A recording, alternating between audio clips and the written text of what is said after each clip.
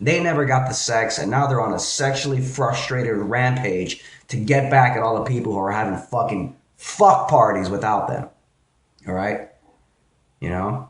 What about playing hard to get, huh? What about playing hard to get? What about the rape paradox, okay? What about playing hard to get where a woman deliberately resists your escalations onto her? Not because she doesn't want you, but because she does want you, but she wants to make sure you're good enough for her. And in her fucking book, good enough means a guy who's so confident and assertive that even in spite of her resistance, he pushes himself onto her. Huh? Feminists rarely, if ever, talk about playing hard to get and how playing hard to get is contributing to so-called rape culture. If there is a rape culture, it pretty much isn't a rape culture. They don't talk about that. And to me, the fact that feminists don't talk about it, that they ignore such obvious shit, it shows how self-interested they are, how they're not actually interested in some kind of holistic theoretical analysis of the hardships and the struggles that some people might face in dating. They're full of shit. They look uncomfortable. They run away. These are all signs that you should stop immediately. But if you're getting filed, intense eye contact, and arm touches, then go for it. Have fun. Tell us what worked for you and post your questions below.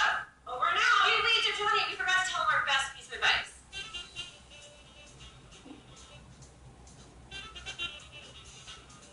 Over and out. Love and revolution. Well, there you have it, folks.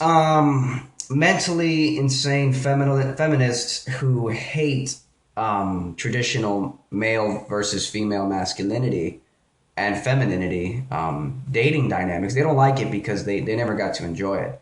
These feminists fantasize about what their life would be like if they were born beautiful, born to grow up to be beautiful by mainstream standards. When they watch porn, because they watch porn, they just fantasize about what it would be like for them to be getting that nice dose of cock that sadly they're not getting. And because women, generally speaking, their primary value is how they can serve men, sperm receptacles, essentially. It doesn't make women lesser. It just means that they have a different function. Men have a function, women have a function, generally speaking. And one of women's greatest functions is how she can be the literal Mother Earth. By the way, isn't Mother Earth sexist? I don't know. Why isn't it Father Earth? But feminists say that his story is sexist. They want her story. We need her story. But they don't ever fucking say that Mother Nature, by their logic, is sexist, because feminists aren't interested in equality, guys. They're just interested in propping up the fucking grand vagina collective. So these feminists, Mother Earth, that is a great value that the woman has. She can literally be the soil upon which the man's seed, his sperm, is dropped, and she is the fertile ground from which more humans are created. Male babies or female babies. That is an incredible role that the woman has. And sadly, feminism shames it. And it's a bit complicated, Why would these so-called feminists who claim to fight for women be actually fighting against femininity? Why would they do that?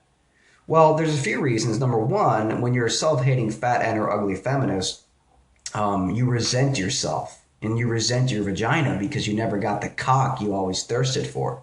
So you actually start to hate cock and you start to hate your vagina.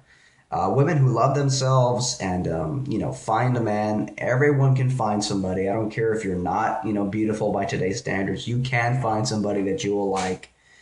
A woman who's found a man will love herself, and she'll love the cock, and she'll love her vagina, and she'll love being impaled by the cock, and she'll love being the fertile soil where the cock can plant its seed to create more prosperous human beings.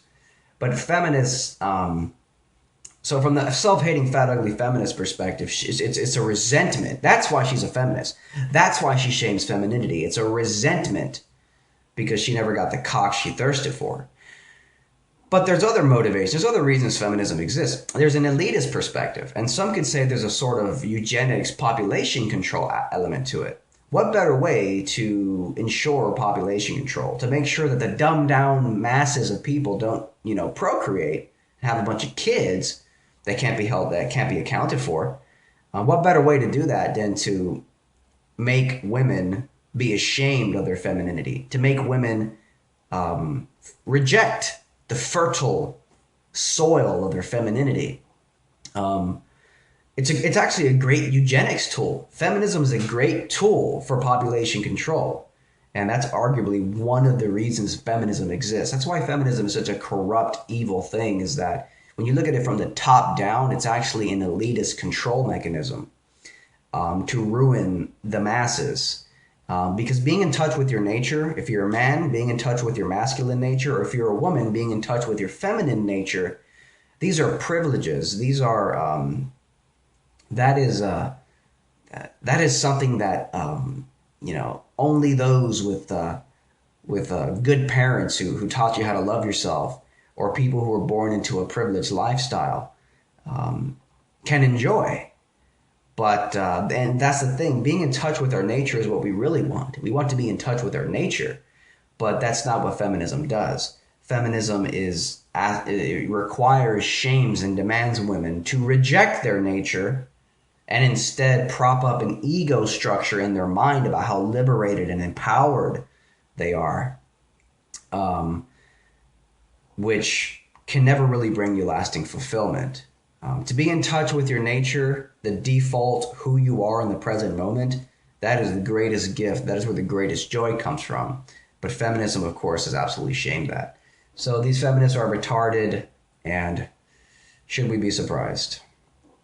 Andrew from South Carolina took the red pill, and he says, "It works exactly as advertised. I took it during meditation and I could finally focus." Jessica from California took the red pill, and she says, "I felt calm and focused. I am pretty creative, but after taking it, the ideas were flowing." People from all over the world have taken the red pill. It's your turn to choose. Click the screen to learn more.